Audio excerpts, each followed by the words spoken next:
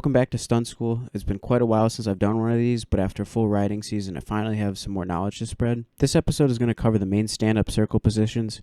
I recommend starting with the staggered stand-up position, which is one foot on the step plate of your subcage or seat, the other foot on the left subcage peg or the right subcage peg, depending on which direction you want to circle in. Everybody has a direction that is more comfortable to circle in, so start with that direction first. If you circle to the left, your left foot's going to go on the left subcage peg, and if you circle to the right foot goes on the right subcage peg. And of course, you'll be using handbrake for all these positions, except for knee knocker circles. Once staggered stand-up circles are comfortable and nice and tight, you can expand to seat stander or double back peg circles.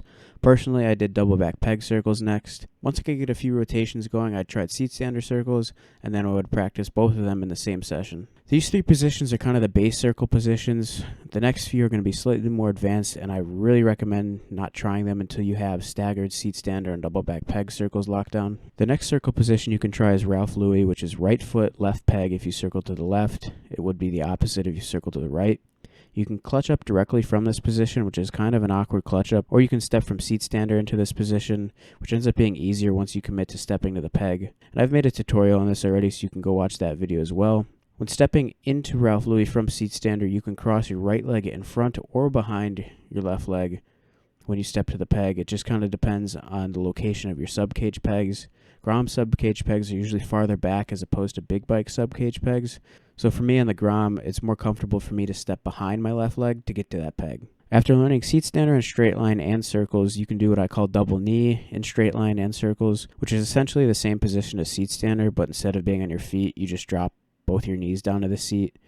And then you can also do podium circles from seat stander, but you really got to work on your flexibility for that one. From double back peg circles, you can take your left leg and move it to the step plate on the subcage to do opposite staggered circles. It's essentially the same position as the staggered circle you started learning on, except you're now on the outside of the bike during the circle instead of the inside of the bike. Knee knocker circles are a foot brake trick, but you can transition to the hand brake and bring that right foot up to the subcage, and that puts you into the opposite staggered circle position. You can go back and forth between opposite staggered and knee knocker once you have both of those individual positions on lock. That's it for your first few circle tricks. We started with the three most basic positions and then expanded to a few of the advanced circle positions as well. Hottest stash in the carpet.